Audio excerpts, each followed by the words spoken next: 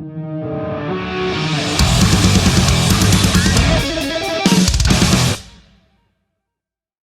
you going, dude? It's good to meet you. Perfect. It's good to meet you too. I appreciate you having me. Thank you. No, too easy, man. Too easy. I love this new album, Superbloom. Like it just came along and just completely crushed everything this year. Not only that, it was released on my birthday, November 3rd, so it was a pretty good present. No way, that's your birthday? Yeah, man. Dude, that's really cool. That's too cool. Yeah, it was a good thing to wake up and crank. That's for sure. It was cool. Well, thank you. Thank you so much. I really appreciate that. So everyone seems to be loving this album, not just me, like the other guys in my team, um, people online. It's just getting out there everywhere. How are you feeling to the reaction to the album being so positive? It's been a good reaction, you know. I can't complain. It's been really interesting, you know, to see that people kind of receive this kind of jump. We decided, you know, musically and thematically to try some new things. Kind of a bit of a semi possibly true, you know, science fiction story mixed with a lot of kind of kind of trying to bridge the gap of like older metal and kind of new school of metal.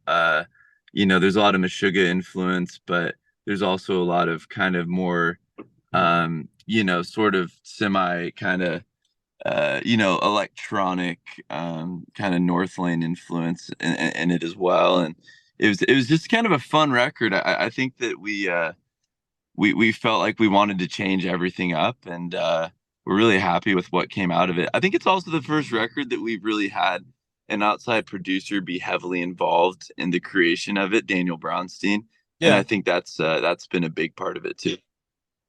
because everything is ramped up.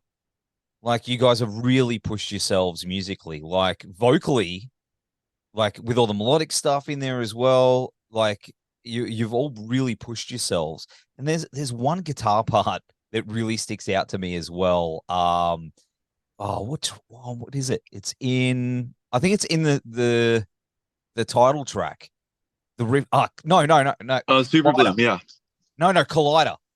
Where it's like Oh, the Collider. yeah. Man, Dun, dun, dun, dun, dun, dun. Yeah. dude, it just pops, and I love how you guys work with ambient space as well. You don't just try and cram everything in. You use the influences and you let the music just take that space. It's ambient and it's a really Oh, creepy fucking album, and I don't know if that's just me. thank you. It's I'm glad that came through because it's yeah, it's about a kid that went missing off the northwest coast of California in 1996, and so you know that the record is the record is you know from that perspective, Hmm. and so it was fun to it was fun to kind of push into that a little bit on this record, to get that theme going. So that was really cool. Well, I love that concept as well. I I'm right into the whole paranormal aliens and things. I'm not wearing my tinfoil hat right now, but I'm usually like listening Yeah. to podcasts and everything like that. I'm right down the rabbit hole. But how far did you go down the rabbit hole in regards to the themes of the album? Is it something that you're a believer in as well? Yeah, I would say so. I think a lot of things can be people might mean a lot of different things when they talk about aliens or when they talk about, you know, extraterrestrial beings. This record's more is about someone encountering ultra terrestrial beings, which is to say, beings from a different dimension entirely. And I do believe in that.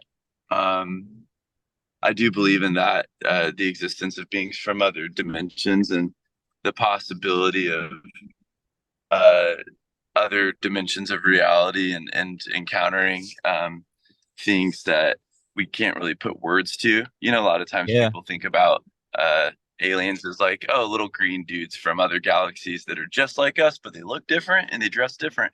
And to me, it's not so much that it's more just phenomenon that we don't have the language to understand. And I think there's this bias that like we think that science has it all figured out. You know, it's like, oh, like we look at how far we've come, and we obviously have come a very far way as a species, and science is pretty incredible. Mhm.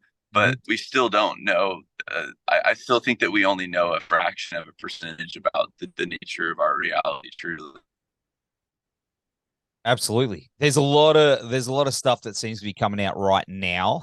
If you've noticed in the news and things like that, that people are talking about in regards to those subjects. So to me, that's what made the album that really got under my skin, listening to the album and the lyrics and things like that, and the podcast that I've been listening to talking about those things. Man, you've tapped into something that I think is possibly on the verge of all being uncovered very soon publicly. I mean, they're talking about it. You know what I mean? yeah,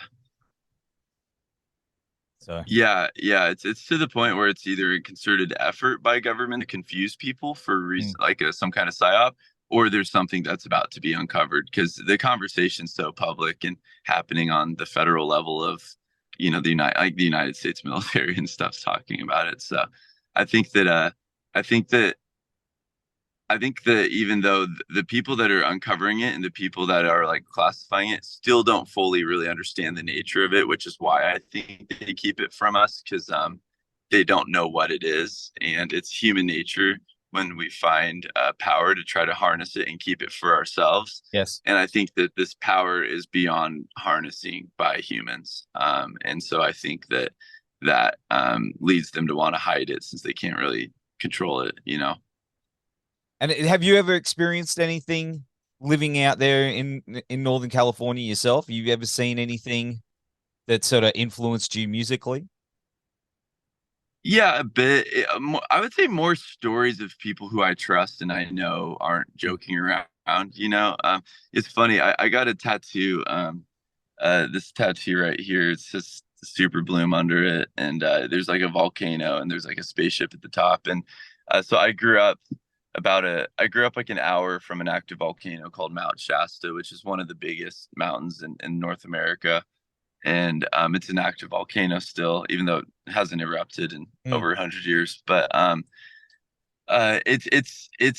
it's that whole area is kind of the most like paranormal sightings in North America. It's where like a lot of the Bigfoot mythology comes from. There's beliefs of like spaceships going in and out of there. There's like a tribe of like deity, angel, alien god things called the Lumerians that get worshipped by an active cult in the area, or what people call a cult.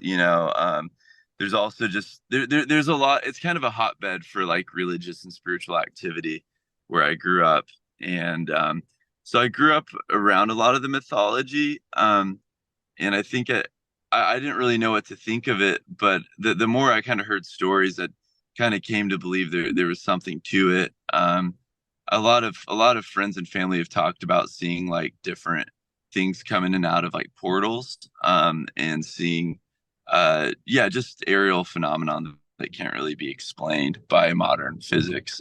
So yeah, I've had a few kind of weird, my stuff's more been kind of like spiritual ghost things, like Yep. more like spectral beings, which I've kind of come to believe that whether people are talking about like angels and demons or like aliens or ghosts, that it might all kind of be the same Same thing, and thing. just different cultures and different traditions are throwing different words. Because Mm. what is it? What is a a goat herder from 5,000 years ago? They're going to talk about something in different terms than somebody with like modern technology talks about it. But I think it's just people trying to throw words at stuff that they don't understand. Have you read I think it's Chris Bledsoe's book UFO of God? Have you read that or listened to that? I haven't. No, Dude, get no. into it. UFO of God. I have not. Yeah. Good, eh? I gotta check it out. Yeah. It's really, really good, man. It's Yeah. all about It- all that stuff. Yeah, it goes real deep. Is he kind of bridging the gap between the whole alien got angel thing, sort of? Yes. Yeah, yeah, yeah, yeah. And his son runs a podcast called Ledso Said So, and it's really good. So, and they're metal Okay, dudes too. So funny cool. enough, I'm it gonna all check that ties out. together. Yeah, Yeah, man. That's my hot tip.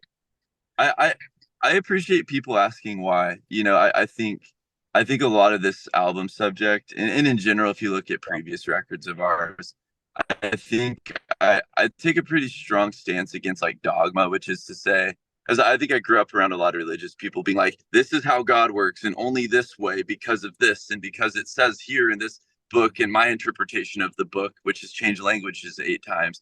And I just got really tired of people having to have an answer instead of like being in awe of like, I don't know, could it be that? And finding peace in the not knowing is, I think, a big part of what I believe. And we have a lyric from several albums ago that comes back quite a bit, but it's trade your certainty for awe. And it's kind of a major belief of mine that people can find, I think, more beauty and freedom in life when they give up the need to like have answers and Yes. instead realize that I think life is less about having the answers and more about learning to ask better questions. And kind of to be in a dialogue with reality instead of have like a kind of, one eye closed shut view of reality. And do you want to maybe expand on the concept, on the fictional side of it, I guess, in maybe film or Yeah, a graphic novel or something like that, because it's so good. thank you. Yeah, I mean, there's a lot of sci-fi that was, influenced the making of this record. Off the top of my head, Under the Skin, Scarlett Johansson film. Mm. There was a movie called Signal, The Signal with Lawrence Fishburne. That one for sure that I can just think of like aesthetically, but the story itself, I can't say I really created the story because it's kind of based on some stuff I heard about, growing up and just kind of other stuff. I'm not comfortable saying, oh, this all happened and it's all real, but I'm not comfortable calling it fiction either. So it kind of exists in this middle question mark space, I Yeah, yeah. guess.